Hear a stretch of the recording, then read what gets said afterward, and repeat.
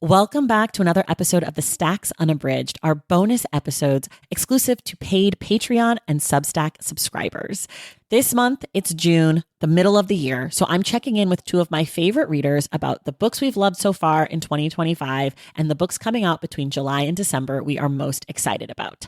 I am joined, of course, again by the great Cree Myles, the reader behind Always Black and a great literary voice and talent. And I'm joined by Sara Hildreth, the reader behind Fiction Matters. If you're listening to this episode and it cuts out about 15 minutes in, that means you're not a paid subscriber on Patreon or Substack, and you should join those amazing platforms. By joining, you get perks like attendance at our virtual book club, access to the Discord, my nonfiction reading guide that I just put out in May, plus you get to know that by joining these communities, you make it possible for me to make the podcast every single week and make that podcast free to all. So if you're interested in joining, you want to hear the whole episode, go to patreon.com/thestacks and join the Stacks Pack, or go to tracythomas.substack.com and join as a paid subscriber to my newsletter. Okay, I should say this before we dive in. I have linked to everything we mentioned in today's episode in the show notes, so you can find it all there. But if you need to also get your pencils ready, you should. We're giving you all sorts of bookish recommendations. Enjoy.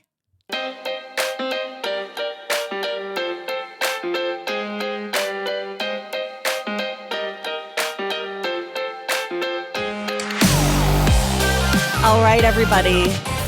Our friends are back. It is our mid-year book preview.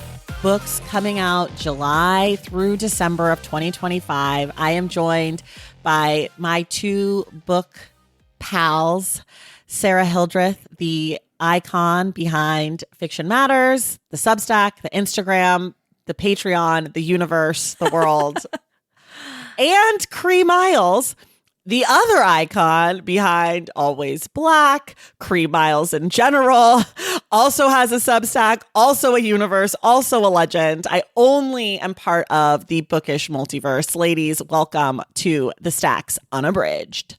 Thanks for having us back. Very excited. Very excited. You were invited back because the people love you. I don't know that I would have invited you back. I might have gotten new friends. All right. Well, thank you, people. Yeah, so thank the people. Here's the plan. We're going to start with a little bit about this year so far. Then we're going to talk about the books we're excited about. Then we're going to wrap it up with some dumb shit, probably. First and foremost, top level overview, thoughts about books reading so far this year. How's it going? I'm really liking the books this year. You are. I am.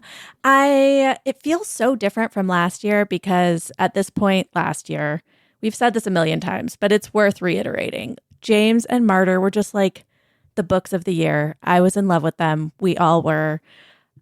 So it feels different this year because I don't have necessarily like one or two books like that I'm just like, oh my God, this is the best thing I've read in ages. But I have way more books that I've really, really enjoyed. So I think my reading's been good this year. I think the books are good. Okay. Cree? Yes, we've said it once, we've said it 1,000 times. James and Martyr just dominated last year.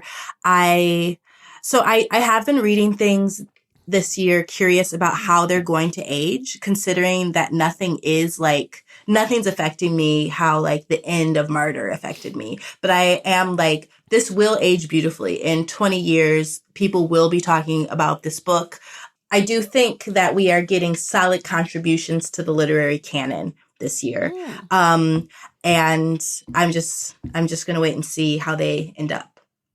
I was thinking sort of the opposite, Cree, of like, we're getting a fine year of books, but this is going to be one of those year in books where when they do the list of the best books of the last 25 years, there's just like not a book from this year. You know how there's some years it's just like not a book, like 1935. There's just not a book that came out that year. Well, I'm really hoping that it's like the woke deep readers will be like, well, yeah, in 2025, did you know? And then it'll be like a cult grab, like that's what I'm thinking. Yeah. Okay. But not necessarily like a big.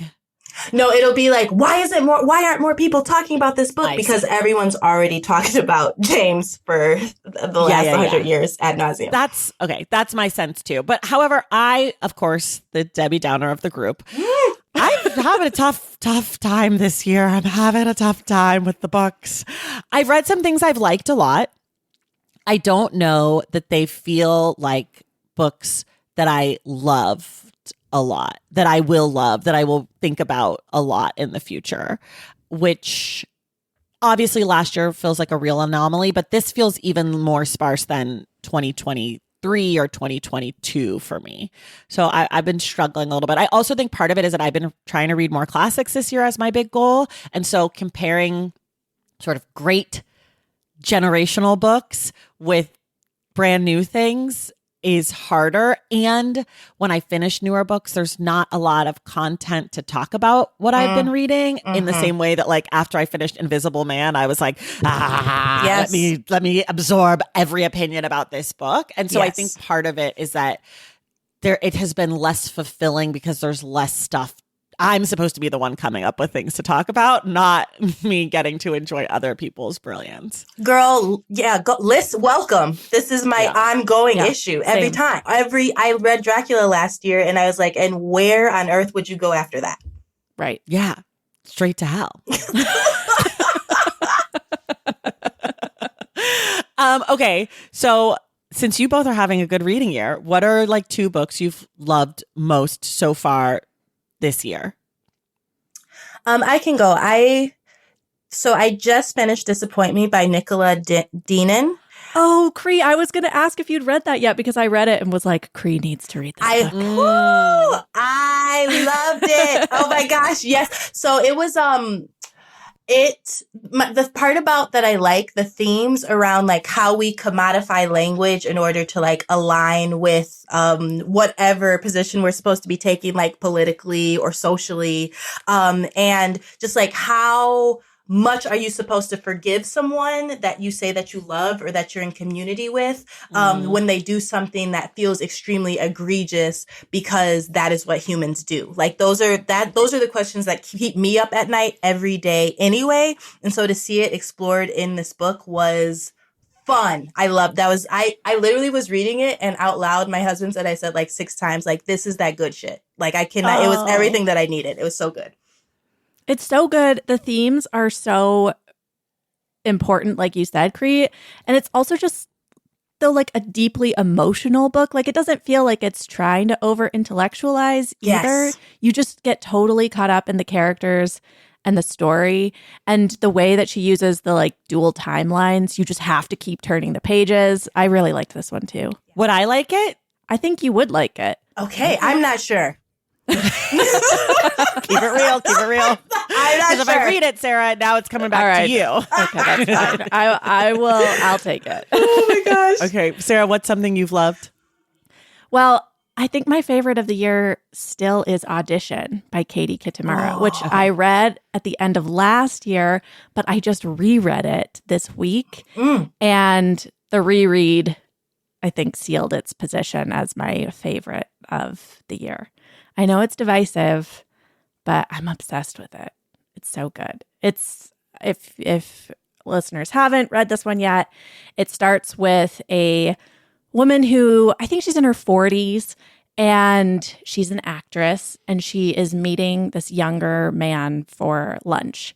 And through that whole first scene, there's a tension between them. And the way she writes it, you keep wondering, even though it's first person, so you're in the woman's head, you're wondering like, what is going on between these two? Like, was there some sort of affair? Like something's wrong here. And she just keeps you guessing through that whole scene. And you do finally realize what had happened between them. And then in the middle of the book, there's an abrupt shift. And it's one of those books, it's not plot driven. It's not character driven. It's clearly driven by like, she wanted to write this structure and she wanted to explore these themes. That really works for me. Some people really hate that because it feels constructed. It doesn't feel like you can get lost in the story, but I loved it. Is it similar to Trust Exercise? Yes. Okay, and I like that. I'm told there's a theater connection as well. There's a big theater connection, and It's one of those books where, like Trust Exercise, she's using her commentary on theater to kind of teach you how to read the book. So you have to you have to pay attention to this book, which also I think some people don't like. I don't know how to have that in me. It's fine. But it is short. It's 200 pages. But yes, the theater stuff I thought was really, really interesting because she's not directly offering commentary on novels, but it feels like she is through the theater stuff too. Okay. I'm torn on sort of which way to go here with this. I think I'm going to go... I mean, I think the best thing I've read still this year is the Omar Ellacod, the One Day Everyone Will Have Always Been Against That's on my list too. Yeah. I just think the writing's really good. The arguments are really good. It's vulnerable. It's thoughtful. I think he's really smart. I think he's asking the correct questions to be asking. He doesn't have the answers necessarily, but he's asking the right and proper questions.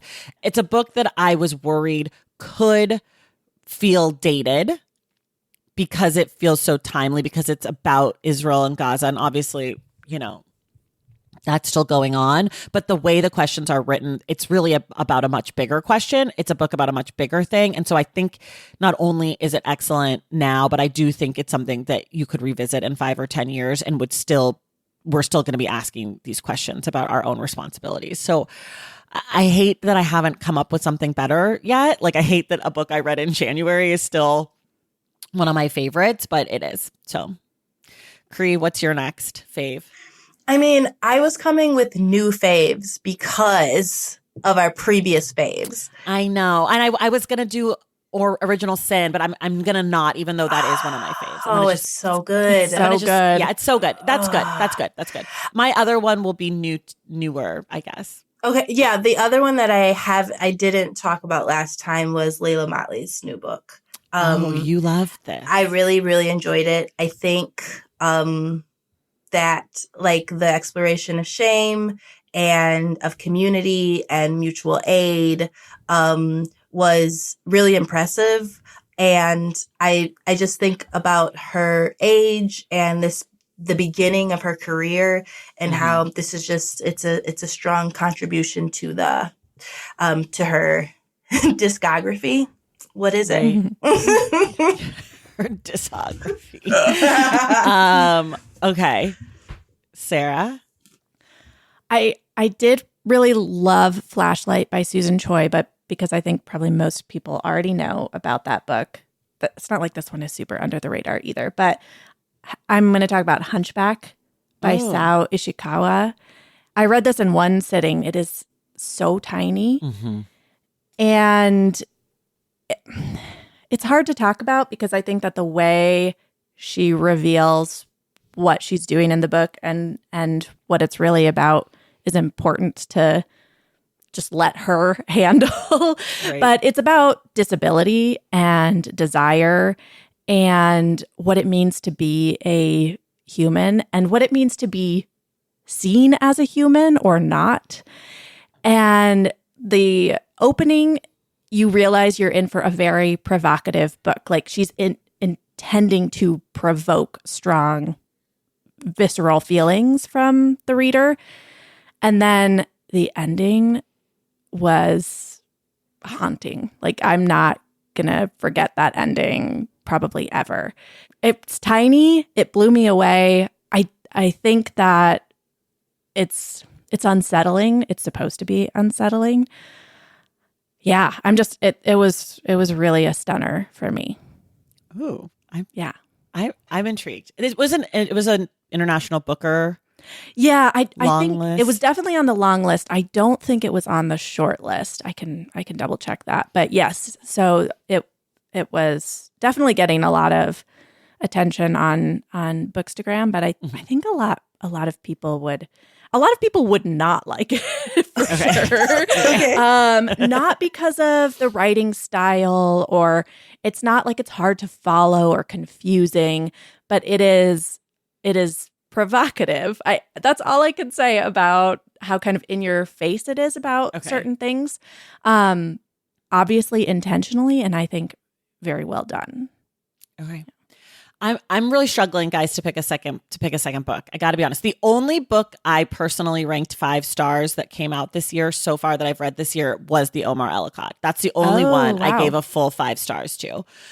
So everything else that I've read that I've liked has just felt like slightly below, but all on the same level. And so what I'm going to do is go with a book that I haven't done on the podcast that I've really liked.